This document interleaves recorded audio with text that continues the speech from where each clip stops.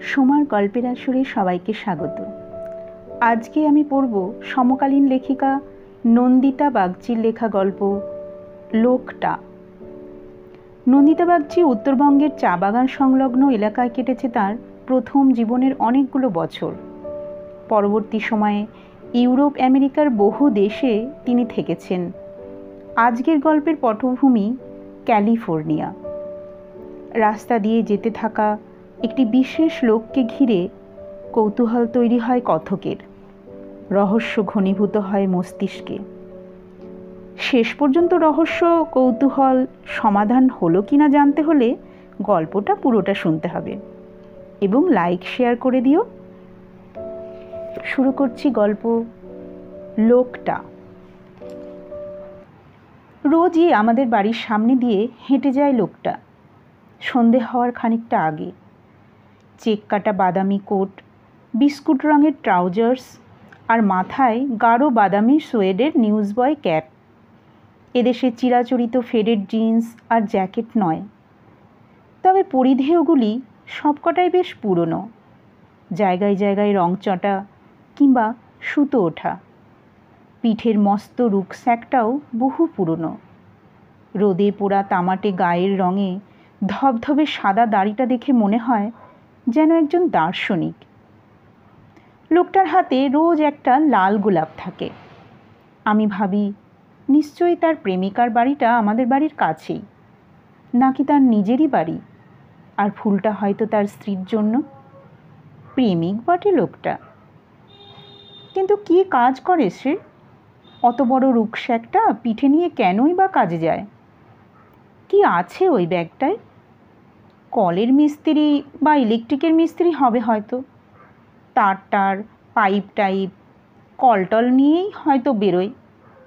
কিন্তু এদেশে তো পায়ে হেঁটে ঘোরে না লোকে।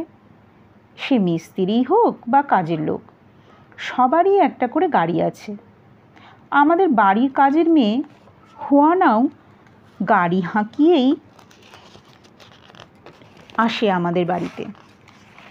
সপ্তাহে একদিন এসে ঝাড়পোঁছ করে বাথরুম টয়লেট পরিষ্কার করে দিয়ে যায়। আমি ক্যালিফোর্নিয়ায় থাকি। আমার বর ওয়ার্কিং ভিসা নিয়ে কয়েক বছরের জন্য এসেছে এদেশে। সিলিকন ভ্যালিতে তার অফিস।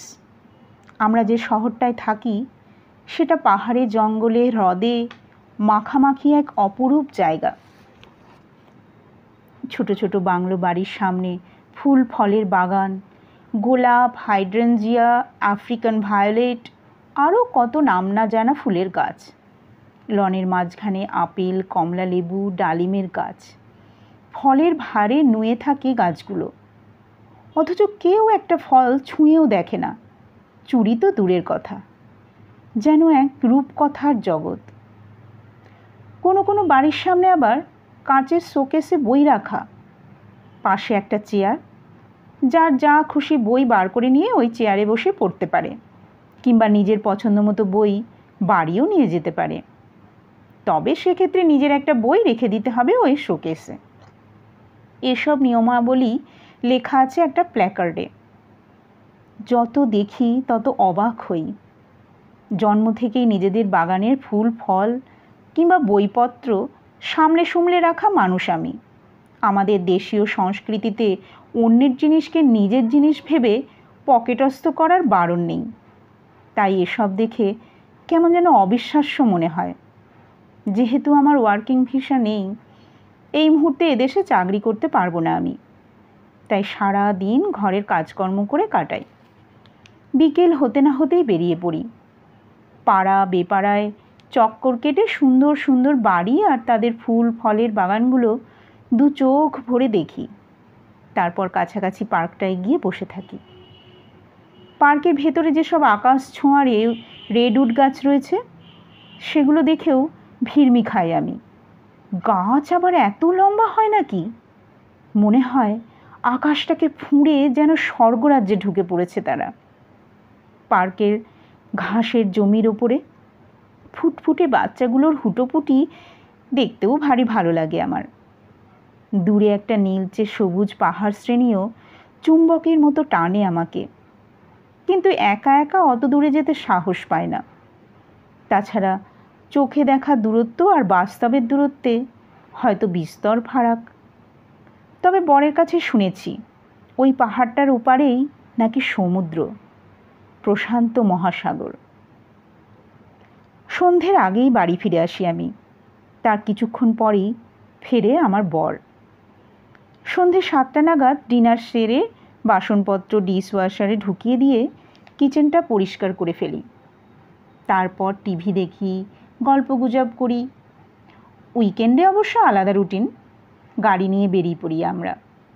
কাছাকাছি কোনো সৈকতে চলে যাই, সমুদ্রের সঙ্গে হুটোপুটি করি, কিংবা কোনো আঙুর ক্ষেতের মাঝখানের ওয়াইনারিতে গিয়ে সারা দিন ধরে নানা রকম ওয়াইন চেখে মাতাল হই। কাছাকাছি কোনো বেড অ্যান্ড ব্রেকফাস্টে রাত কাটিয়ে রোববার সকালে বাড়ি ফিরি। আজ বিকেলে আমি হাঁটতে বেরোইনি। একটা রহস্য রোমাঞ্চের বই নিয়ে মশগুল হয়ে পড়েছিলাম। বইটা গতকাল বিকেলে ওই রাস্তার ধারে ছোট্ট লাইব্রেরিটা থেকে আনা। আজ আমার বরের ফিরতে দেরি হবে, মিটিং আছে অফিসে। ডিনার করেই ফিরবে সে, তাই আমি আর নিজের জন্য কিছু রাঁধিনি। হয় ভাতে ভাত করে নেব, নয়তো স্যান্ডউইচ। শেষ বিকেলে সদর দরজায় তালা লাগিয়ে বাড়ির সামনের রাস্তাটায় হাঁটাহাঁটি করছিলাম। দূরে দেখতে পাই ওই লোকটার অস্পষ্ট অবয়ব। মিনিট 5 মধ্যেই লম্বা লম্বা পা ফেলে আমাদের বাড়ির সামনের রাস্তাটা ছুঁয়ে ফেলল সে। হাতে একটা লম্বা ডাঁটিওয়ালা লাল গোলাপ। অদ্ভুত একটা ভাবনা বিদ্যুতের মতো খেলে গেল আমার মাথায়। সম্ভবত ওই রহস্য রোমাঞ্চের বইটা পড়ার ফলে। লোকটার পিছু নিলাম আমি। কোথায় তার বাড়ি, কে তার প্রেমিকা কিংবা স্ত্রী, এসব তথ্য জানার জন্য আনচান করে উঠল প্রাণটা। এমনও হতে পারে যে আমার সামনেই প্রেমিকাকে জড়িয়ে ধরে চুমুটুমু খেলো সে। এদেশের লোকগুলোর তো লজ্জা শরম নেই। তবে আমার কিন্তু বেশ লাগে ওদের এই খোলামেলা মেলামেশা। আমার বর ভদ্রলোক অবশ্য এসবের ধার ধারে না। নিজেদের শোয়ার ঘরের দরজা বন্ধ না করে আমাকে ছোঁবেও না সে। কিন্তু লোকটা তো সোজা হেঁটে যাচ্ছে পাহাড়টার দিকে, লোকালয় ছাড়িয়ে গাছগাছালিতে ভরা এক নির্জন এলাকার পথে। আমার ইচ্ছা করে লোকটাকে ডেকে কথা বলি। তার বেশভূষায় দারিদ্র্য প্রকট হয়ে উঠলেও চেহারায় একটা আভিজাত্য আছে। হয়তো তার পূর্বপুরুষেরা স্পেন থেকে এদেশে এসেছিলেন কলোনি স্থাপন করতে। ইতিহাসের গন্ধ তাড়া করে আমাকে। আদিবাসী না হলেও এদেশটা তো এখন তাদেরই দখলে। সুচোয়ে ঢুকে ফাল হয়েছে তারা। এখন তারা আমাদের মতো পেটি ইন্ডিয়ানদের ভিসা দিতে চায় না, মেক্সিকোর বর্ডারে দেওয়াল তুলতে চায়। অথচ তারাও যে আমাদেরই মতো অভিবাসী সে কথা মানতে চায় না। এ দেশটা তো আদতে ছিল রেড ইন্ডিয়ানদের। যাই হোক, লোকটার পেছন পেছন অনেকটা যাওয়ার পর আমার কেমন যেন ভয় করতে লাগলো। লোকটা যদি ধর্ষক বা খুনিটুনি হয়? কত রকমের স্যাডিস্ট আছে এ দুনিয়ায়। আমাকে ধর্ষণ করে খুন করে জঙ্গলে ফেলে দিলে তো খুঁজেও পাবে না কেউ। তাই আমার সম্ভাব্য রোমাঞ্চে ইতি টেনে বাড়ি ফিরে আসি। শীত পড়ে গেছে, তবে এই রাজ্যটায় পর্ণমোচী গাছ তেমন নেই বলে খুব সবুজ প্রকৃতি। রেডউড ছাড়াও নানা রকমের জুনিপার, পাইন, সাইপ্রেস, ইউক্যালিপটাস গাছে ভরে আছে গ্রাম, শহর, পাহাড়, প্রান্তর। আর ঠান্ডাটাও সহনীয়। ইস্ট কোস্টে নাকি রোজ বরফ পড়ে এই সময়, আর পারদও নেমে যায় শূন্যের অনেক নিচে। আমি শীতকাতুরে বাঙালি, আজকাল আর হাঁটতে বেরোই না, ঘরে বসে থাকি আর বই পড়ি। তবে বেশ কয়েকটা পার্টিতে গিয়েছি থ্যাঙ্কসগিভিং আর ক্রিসমাস উপলক্ষে। ক্রিসমাস আর নিউ ইয়ারের সময়ে দিন 10 ছুটি পেয়েছিল আমার বর। সেই সময়ে হাওয়াই দ্বীপপুঞ্জে চলে গিয়েছিলাম আমরা। যেহেতু বিয়ের পরে হানিমুনে যাওয়া হয়নি আমাদের, তাই এই বেড়াতে যাওয়াটাকে হানিমুন নাম দিয়েছিলাম আমি। তবে আমার বর কাজ পাগল মানুষ, তাই সেখানেও আমার সতীন ওই ল্যাপটপটাও গিয়েছিল সঙ্গে। ফিরে এসে আবার অফিসের কাজে ডুবে গেছে সে। আর আমি নিঃসঙ্গতা কাটাতে বই পড়ি, ইন্টারনেট সার্ফ করি, সোশ্যাল মিডিয়ায় বন্ধুদের সঙ্গে আড্ডা দিই। 13.5 ঘন্টা সময়ের পার্থক্যের জন্য দুপুর 12টা নাগাদই অনলাইন হই আমি। তখন দেশের সময় রাত 10:30। ততক্ষণে যে যার কাজ থেকে ফিরে খেয়ে দিয়ে এক চোখে সবুজ আলো জ্বালিয়ে বসে পড়ে তারাও। আমার বন্ধুরা কেউই এখন কলকাতায় থাকে না, কেউ বেঙ্গালুরুতে, তো কেউ হায়দ্রাবাদে। গুরুগ্রাম, নয়ডা, পুনেতেও আছে কিছু বন্ধু। তারা সকলেই কিছু না কিছু কাজ করে, শুধুমাত্র আমিই বেকার। আমাদের চ্যাটিংয়ের মাঝে এই প্রসঙ্গটা এসে যায় চট করে। মিছরির ছুরি বুলিয়ে আহা উহু করে ওরা। সাদা কালো হরফগুলোর তলায় লাল কালির আঁচড় দেখতে পাই আমি। আমিও কম যায় না। এ দেশটার আবহাওয়া আর প্রকৃতির সুখ্যাতি করি প্রাণ ভরে। ওরা যখন লেখে যে নয়ডার ঠান্ডায় কাবু হয়ে পড়েছে, আমি লিখি আমাদের বাড়িটা সেন্ট্রালি হিটেড, একটা ফায়ারপ্লেসও আছে আমাদের বাড়িতে। তাই এই তীব্র ঠান্ডাতেও শুধু শর্টস আর টি শার্ট পরে থাকি বাড়িতে। হাওয়াই থেকে ফিরেও সেখানকার গল্প শুনিয়েছি অনেক। প্রথম প্রথম বাবা মা আর আত্মীয় স্বজনকে মিস করতাম খুব, কিন্তু এখন সেই বিচ্ছেদটা সয়ে গেছে। একে তো সময়ের প্রলেপ, তার উপরে এই দেশটার সুযোগ সুবিধে আর পরিচ্ছন্নতায় অভ্যস্ত হয়ে গেছি আমি। তবে ওই লোকটাকে খুব মিস করি। লোকটা আর আমাদের বাড়ির সামনে রাস্তাটা দিয়ে হেঁটে যায় না আজকাল। হয়তো গাড়ি কিনেছে সে, নাকি মরেই গেল। হুয়ানা এসেছে আজ বাড়ি পরিষ্কার করতে। মেয়েটা আদতে মেক্সিকান, বর্ডার ক্রস করে ক্যালিফোর্নিয়ায় ঢুকে পড়েছে। কেন যেন চেনা চেনা লাগে এই অনুপ্রবেশ ব্যাপারটা। এখানে এসেই একটা কালো ছেলেকে বিয়ে করেছে সে। ছেলেটা জন্মসূত্রে আমেরিকান বলে এদেশে থাকার ভিসা পেয়ে গেছে হুয়ানা। কিন্তু এ দেশটার উপরে বড়ই রাগ তার। নিজের দেশে যেতে পারে না, বাবা মায়ের সঙ্গে ভাই বোনের সঙ্গে দেখা করার উপায় নেই। কাজ করতে করতে গজগজ করে সে। পুরোটা না বুঝলেও তার বক্তব্য কিছুটা বুঝতে পারি আমি, কেননা সে কথা বলে স্প্যানিশ ভাষায়। আমি বুঝতে পারি। সে বলে এ দেশটা তো তাদেরই ছিল আগে, ঠিক যেভাবে আমার ঠাম্মা বলেন বাংলাদেশের আদি বাড়ির কথা। আমি ভাবি কথাটা তো ঠিকই বলেছে হুয়ানা। 19বিংশ শতাব্দীর গোল্ড রাশের আগে মেক্সিকোর অন্তর্গতই ছিল ক্যালিফোর্নিয়া। মেক্সিকান আমেরিকান যুদ্ধের শেষে নানা চুক্তিতে সইসাবুত করে তবেই আমেরিকা অন্তর্ভুক্ত হলো।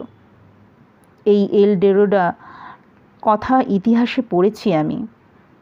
তবে হুয়ানা জানে না যে ভাষায় সে কথা বলে সেটাতেও অন্য একটা দেশের দাক্ষিণ্য আছে, আছে ঔপনিবেশিকতার প্রভাব।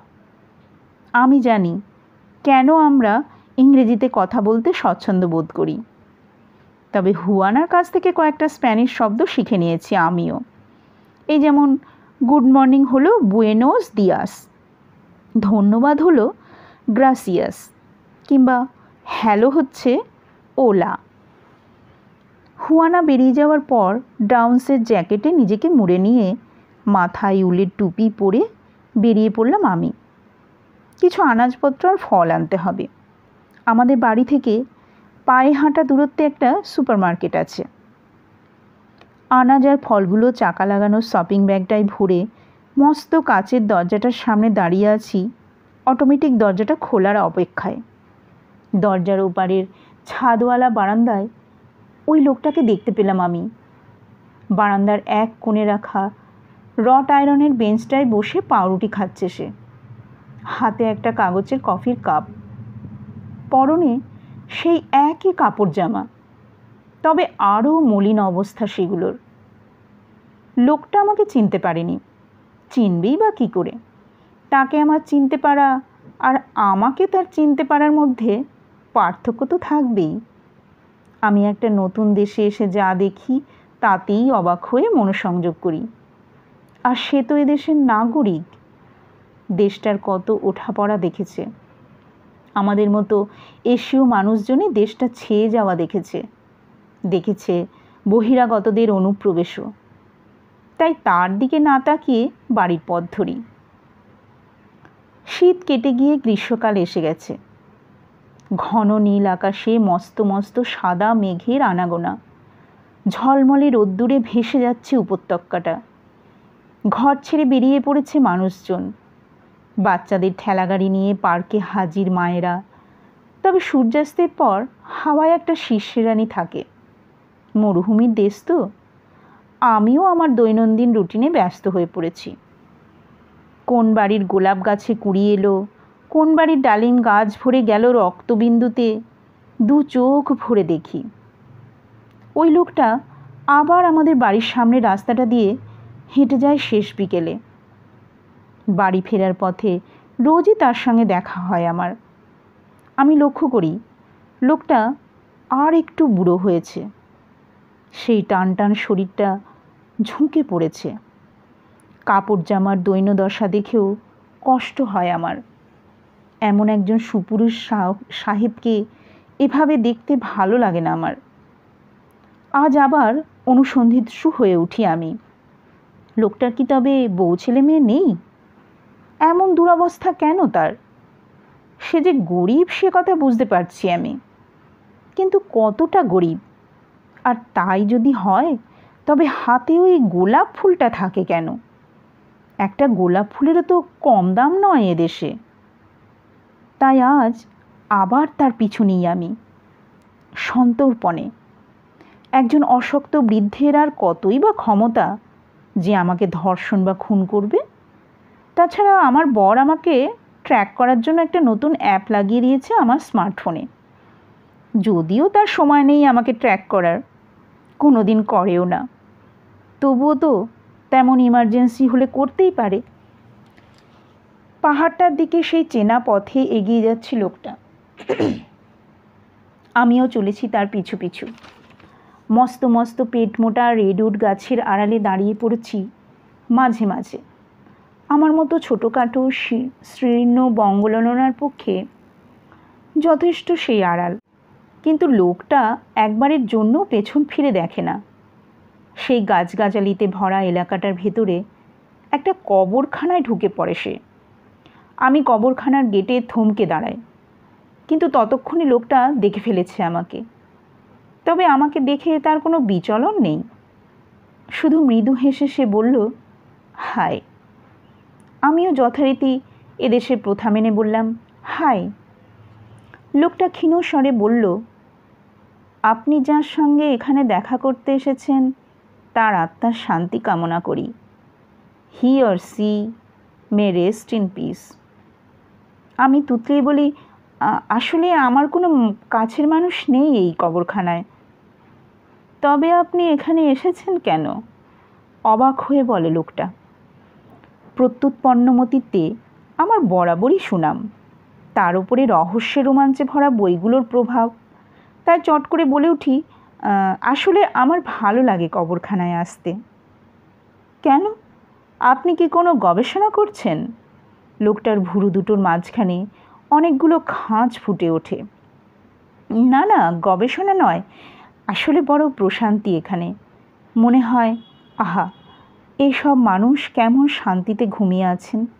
বাইরের জগতের কোলাহল নেই, শুধু এই গাছের পাতা খসে পড়ার শব্দ। বাহ, খুব সুন্দর বললেন তো। আপনি কি দার্শনিক নাকি লেখক? নিজের বলা কথায় নিজেই ফেঁসে গেছি আমি। তাই সম্পূর্ণ ব্যাপারটাকে সত্য প্রতিপন্ন করার জন্য মিথ্যে বলি আবার। আসলে প্রতিটা মৃত মানুষের সমাধির এপিটাফে যে কথাগুলো লেখা থাকে সেগুলো পড়তে ভালো লাগে আমার। কত শ্রদ্ধা আর প্রেম ভালোবাসা মিশে থাকে সেখানে। বাহ, খুব চমৎকার ভাবনা আপনার। খুব ভালো মনের মানুষ আপনি। তা কোন বাক্যটা আপনার সবচেয়ে বেশি পছন্দের?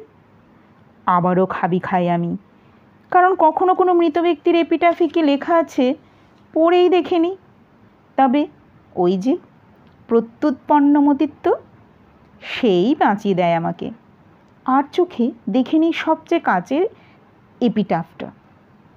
চোখ দুটো নামিয়ে মুখটা বিষণ্ণ করে বলি, until we meet again. Good choice.